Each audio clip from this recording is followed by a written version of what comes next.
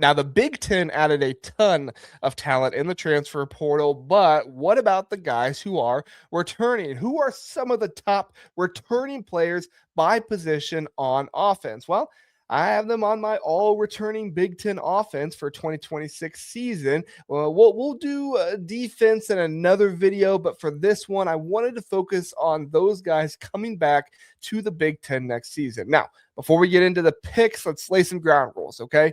Let me give you a little backstory on how this came together. I got the initial idea from the Cover 3 podcast. Love that podcast. They do a great job, even though Bud Elliott, he wasn't always the Indiana believer or anything, right? He's a little bit of an Indiana hater at first, kind of compared him to Ole Miss, talked about the schedule. I think he's learned his lesson now. Most people have at this point. So I think he's coming around. But I adjusted their idea a bit to fit what I think makes sense for the Big Ten landscape heading into next season. The key rule here is that these players must be returning to the same Big Ten school in 2026. I'm not saying no transfers count. I'm saying transfers in this year don't count. All right. So even if they're staying in the conference, though, it doesn't matter, right? You have to be returning to the same team you were at. For example, a talented wideout like Nick Marsh would have been on this list if I did it one way, but he bounced from one Big Ten team to another, so he wouldn't be eligible. He's still in the Big Ten. That's great. Sure, but not with the same team that he was on last year. So we're going to talk about guys who are coming back for more. And let's get into that. So let's break this down position by position. We got to start with the quarterback position. I'll tell you who I picked, why they're there, and some of these I'll give you some guys that I thought of as well that could have possibly been there. So, okay, starting quarterback. My pick with this one, I think I'm going to get some pushback in the comment section. That's fine. Go ahead and give it to me. I'm going to pick Julian Sayin from Ohio State. What a season this kid had in 2025, especially as a redshirt freshman, sophomore, whatever you want to call him. Sayin stepped up big after Will Howard won a national championship last year, and he led the Buckeyes to an undefeated season right back to the playoffs with his accuracy and precision. He's got the rare combo of arm talent and decision-making that separates the elites from the rest. He was a Heisman finalist as a redshirt freshman, throwing for over 3,500 yards. He had 32 touchdown passes and only 8 interceptions across the regular season and playoffs combined. His completion percentage was an outstanding 77%, and he was deadly between the 40s in the middle of the field there. Between the 40s, he was throwing for 84% in the middle of the field. But it wasn't all smooth, okay? Julian Sayin, great quarterback. He had some rough patches as well, like that Miami game in the playoffs where the Hurricanes pressured him a lot. He had the pick six, which was really just a better play by the corner or the nickel than it was a bad play by Sayin. But still, you never want that to happen. So, against Indiana, the secondary dropping 8-7 guys into coverage really disrupted him. And still, he had some outstanding throws and showed some good talent in that game. And actually, they were able to move the ball pretty well against Indiana, considering they only scored 10 points. I also considered Dante Moore here out of Oregon, as he was a close second. He's electric. 3,500 plus yards, 30 passing touchdowns, but Moore had some inconsistencies on third down where his conversion rate dipped for a bit in the season. And he struggled against Indiana's defense, plus Texas Tech in the playoffs. That was a clunky offensive game as well. I don't think you can look at Julian Sayin and say, like, oh, he struggled, but not say Dante Moore struggled too. So I think both of them are great. I could go with either one. The third one that I thought about too, and don't sleep on him. I mean, Jada Mayava, I see him as a top 5 returning QB in all of college football next year. Excuse me. I know some people disagree with that, but he threw for 3,700 yards. And although he had his struggles on the road at times last year, he's still a very good QB who I think Riley will have fun with for just one more year. He's got the dual threat ability. He's dangerous, but I felt like Moore and Sayin edged him out in pure passing efficiency. Any of these three, honestly, could lead a playoff run, and Sayin gets the nod for his Heisman level play. So that's kind of where I'm at on it. Let me know what you think, and if you choose one of those three or somebody else in the conference. Moving on to running back, where the Big Ten is loaded with bruisers, versatile backs, speed backs. But my duo for this one is a couple guys who were freshmen last year. Bo Jackson from Ohio State and Jordon Davison from Oregon. First, Bo Jackson, yes, that name carries a lot of weight, and believe me, this guy lived up to it in 2025. He's a powerful 6'1", nearly 220 pounds with really good vision, patience behind the line, allows the blocks to develop before exploding through the hole, and he utilizes his agility really well too. If you look at that Michigan play where he kind of juked the guy out of his shoes, he almost juked out two guys. But stats-wise, he rushed for over 1,000 yards last season, not even starting until later in the season. He had 6+ yards per carry with a huge game against Michigan. Also was a receiving threat this year, 19 catches, 200 yards, and a couple of scores as well. Jackson's ability to grind out tough yards in the Big Ten makes him indispensable for Ohio State's balanced attack. Pairing him with Jordon Davison in an offense from Oregon would be awesome. Jordon Davison is an every down back. Davison burst into the scene as a true freshman star, but shared the rock a lot. And honestly, he was a really good pass blocker too. That's something that really stuck out to me with how good he was.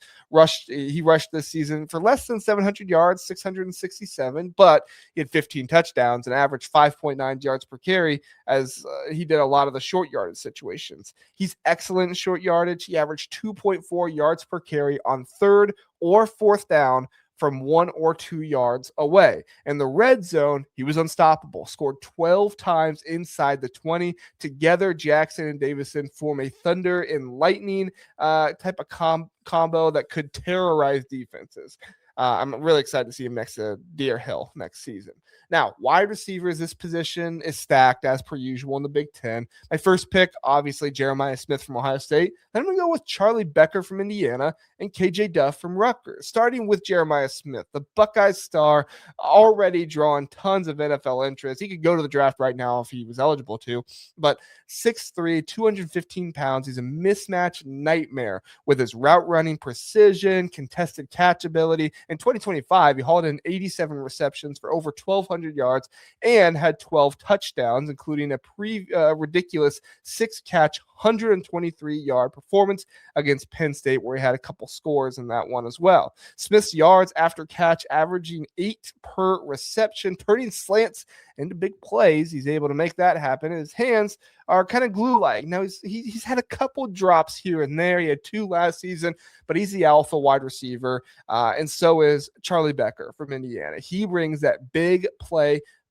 flair. He's a deep threat with his long limbs, going up, being able to make the catches over dudes. Just an incredible possession receiver. Becker didn't have the craziest stats in the world in 2025, but he did have an average of 20 yards per reception. He consistently made clutch catches for Indiana all season long. And as just a sophomore with more experience than guys in the room, they decided to go to him in the national championship game to help seal the game. Remember that 4th down catch he had? It was so clutch. He was excellent. You love to see it. Now, final wide receiver, rounding out the trio, KJ Duff from Rutgers, big, strong, athletic wide receiver who got overshadowed a bit by Ian Strong, but Duff was excellent last year too, had the big 200-plus yard game. He is 6'6", 225 pounds. He's a monster out there, all right? 60 receptions, over 1,000 yards, and 7 touchdowns. Duff was excellent last year and deserves a lot of credit. Tight end is pretty straightforward for me. Jamari Johnson from Oregon. And honestly, no one else came close. Like, I don't even think I need to mention anybody else here. Johnson's a hybrid beast, 6'5", 250 pounds with receiver-like speed, blocking chops. And Johnson spent the 2025 season playing behind Kenyon Sadiq a lot, serving as the primary backup before his role eventually expanded dramatically as the year went on. And as injuries mounted at wide receiver, and, Kenyon Sadiq was out for, I believe, a game or two as well, Johnson became a big part of the passing game and finished as Oregon's most productive one of Oregon's most productive offensive players. He caught 32 passes for 510 yards and had 3 touchdowns, serving as a security blanket in the passing game. And according to some NFL draft experts, Johnson would currently be ranked as the number 2 tight end in the 2026 NFL draft class if he had declared. But instead of testing the waters, Johnson has announced he's returning to Eugene for the 2026 season, choosing development and a featured role over an already strong draft projection. So let's go over to the offensive line. At this point, not going to spend as much time on these guys, but do want to give them their flowers. All right. So Carter Smith from Indiana and Trevor Lauk from Iowa are my offensive tackles. Carter Smith named Big Ten Offensive Lineman of the Year. Can't go away from that. So I'm going to put him on there. He was the first IU player to ever receive that honor. That's pretty special. Smith graded as the Big Ten's best overall offensive lineman in 2025, according to PFF. He did not allow a single sack in the regular season. He's 6'5", 313 pounds, and a 3-year starter at left tackle, taking over the full-time lead role as a redshirt freshman in 2023. He's now grown into what I believe is the best tackle of in college football, at least entering into the season. Smith has appeared in 42 games. He has 40 starts, including 38 consecutive starts at left tackle. Next one is Trevor Lauk from Iowa. He is the Mauler type, right? Physical, nasty in the trenches. Lauk was one of the best offensive tackles in the country this past season. His play last year was extremely clean. You watch it on the game film, you watch it on the tape, however you watch it, extremely clean. He allowed only 5 pressures all season and showed great body control in doing so. For offensive guards, I have Drew Evans from Indiana and I know, but Kaden Pieper from Iowa. I know he's going to likely shift to center next season, but he dominated as a guard in 2025. So let me give him his time. Okay, I got another guy that's a good center too that I don't want to have to fight over them. So just let me do it. Okay. Start with Evans. Evans is explosive off the snap, pulling on counters, creating holes. He is one of the best run blockers in the country, helped Indiana rush for over 1,800 yards as a unit. In pass pro, just 2 pressures were allowed all year long. Kaden Pieper is one of the most underrated players in the country. Switching over to him now. He's smart, diagnoses stunts, twists. He's one of the best athletes along the offensive line. And I don't think a lot of people know this, but according to Bruce Feldman's freak list, Pieper recorded a 4.13 second shuttle. Ridiculous for a guy his size. Absolutely ridiculous. And a 37.4 inch vertical jump. That would be the fastest shuttle and the second highest vertical jump in the NFL scouting combine history for that position. If he replicated that in injury, you could tell this year he would have been highly coveted, but he elects to come back to college, and so we're going to put him on the list. Finally, center from Oregon, Poncho. Listen, I can't do the name, all right? I don't want to disrespect him by saying the name wrong, so I'm just going to say Poncho from Oregon. Poncho's the brains of the operation. He's an exceptional anchor, has great hand technique, natural leverage, does a good job getting the advantage and completely stalls pass rushers.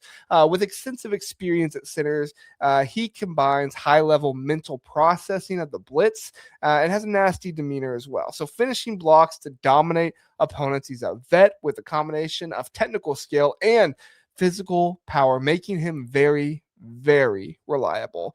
Wrapping this up, folks, that's my all-returning Big Ten offense for 2026. Be on the lookout for the defense coming out next, which this is the powerhouse team on paper. From Sayin's arm to the offensive line's grit, I'll be honest, I think this offense could win you a national championship.